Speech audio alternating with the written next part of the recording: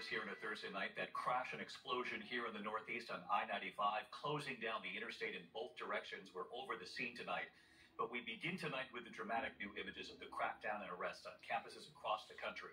President Biden speaking out for the first time, defending peaceful protest, saying violent protest is not protected.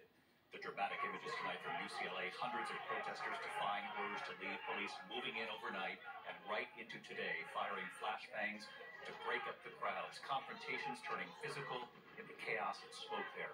Officials tonight say at UCLA, more than 200 arrested. In Portland, Oregon tonight, officers taking back the library at Portland State University. Police releasing images of ball bearings, makeshift armor, and what they called improvised weapons. In New York City tonight, new images from inside Columbia, and this evening, police now say of the nearly 300 arrests at Columbia and nearby City College, nearly half were outside agitators. ABC's Trevor Ault leading us off, starting with those dramatic images from UCLA early today. Tonight, the dramatic images of authorities moving in during the overnight hours, cracking down on protesters at UCLA and driving them out, continuing their effort to oust them as the sun came up. The university declaring this pro-Palestinian encampment an unlawful gathering, calling in outside help. Hundreds of officers arriving in riot gear, firing flashbangs and non-lethal ammunition. Protesters basically spent all of yesterday putting up this barricade, recruiting law enforcement, tearing them apart one by one, firing these projectiles here as this encampment is basically slowly coming down. Protesters donning hard hats and gas masks, at times spraying fire extinguishers, insisting they had no weapons, asking police not to shoot. Officers then moving in. Law enforcement basically pinned these demonstrators up against the building here. They're being walked away in zip ties. They have been taken into custody peacefully so far. More than 200 people arrested at UCLA. And in Portland tonight, the dramatic clashes there just today at Portland State University. As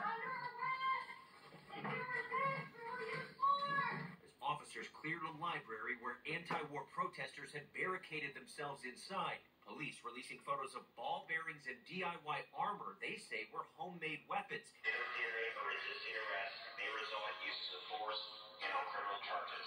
And tonight, authorities revealing what they say has become all too common: outside agitators.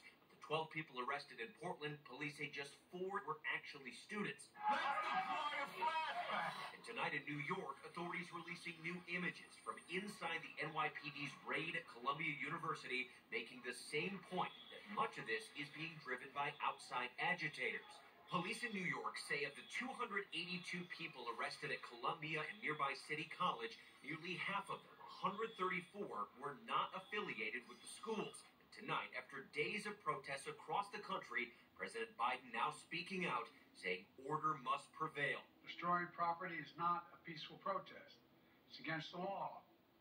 Vandalism, trespassing, breaking windows, shutting down campuses, forcing the cancellation of classes and graduations. None of this is a peaceful protest. The president condemning anti-Semitism and threats of violence against Jewish students. He also spoke out against discrimination against Arab Americans. There is no place for hate speech or violence of any kind, whether it's anti-Semitism, Islamophobia, or discrimination against Arab Americans or Palestinian Americans. It's simply wrong. And President Biden said the National Guard should not intervene in these protests. He did specify that demonstrations have not swayed his policies on Gaza. And David, here at UCLA tonight, the only thing left of this encampment is this dumpster filled with debris, but you can't rule out the possibility of new demonstrations popping up. David, much different scene there behind you tonight. I made some great points here. Pseudo Dragon Road, and they were fireworks, not firecrackers. It's a big and much more explosive difference. Thank you for pointing out that difference. I appreciate it. Look at the members doing the show with us. Hit the join button below. Become one of those members. Just Jim wrote in, I was at Ohio State during the Vietnam War protests. Everything was fine and peaceful until outside non-student forces arrived. Yeah. Just saying. So, yes, this happens to almost every peace protest, every civil rights protest. Some people come in, and it's mainly the media talking about outside agitators, right? Well, part one was they understood, oh, the student attacking the students doesn't look great, so let's pretend it's agitators and they're the real problems. Okay, but that was nothing compared to the main course. So I got on Chris Cuomo's show on News Nation last night, and he says, what if it's another country that's funding these protests and sending in these outside forces, and maybe a Middle Eastern country? What if it's the Muslim Brotherhood that's doing it? Like, what kind of insane conjecture is this? And I told him I've never disagreed with you more. And then I was like, oh, that's what they're going to go with. And then this morning, Morning Joe says, look, I got to say it could be Qatar. What do you mean you got to say it? Do you have evidence of that? They're just making it up. That Qatar and the Muslim Brotherhood were somehow causing the violence from the peace protest. It's like, look, if Alex Jones said it, you would say it's a lunatic conspiracy theory. No, but Cenk, I mean, to be fair, it would be absolutely devastating for our country if a foreign country had that kind of power over our people, over maybe our power centers. You know what I'm saying? Outrage. Well, and of course, that's part of the projection here. Because they're so overly, enormously influenced by Israel. Let's just spit it out. Let's say, of course, spending all that money. I mean, at least in the case of the politicians, gee, I wonder if $100 million makes a difference to politicians, right? But everybody in Washington will say, that's an outrageous and offensive thing to say. Okay, so bottom line is, they're like dirty Arabs.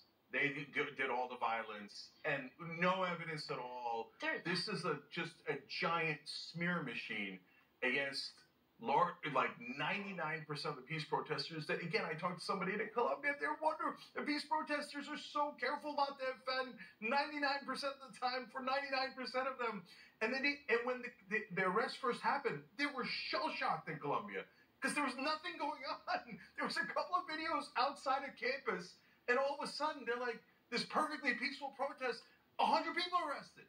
Last thing, finally, we got to find out about that outside agitators that from Qatar that came into the Colombia protest. The New York Police Department released the number of people. What was the percentage of the raw number that were outsiders in those protests in Colombia? 1.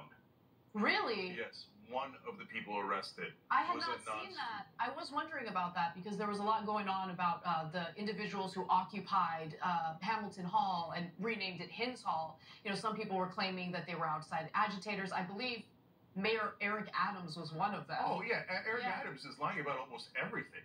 So, and New York Post just brazenly, with no information at all, saying, probably about half of the agitators were outsiders, etc. And they're all making it seem like that there was a takeover by nefarious, dark Muslim forces, taking these poor students and making them violent and attacking the Jewish students. And again, if you're Jewish, I get it. That if you thought that's real, if that's what you're hearing from the media, yeah, absolutely. If that is what you're hearing 24/7 from the media, I could totally understand why you'd be terrified.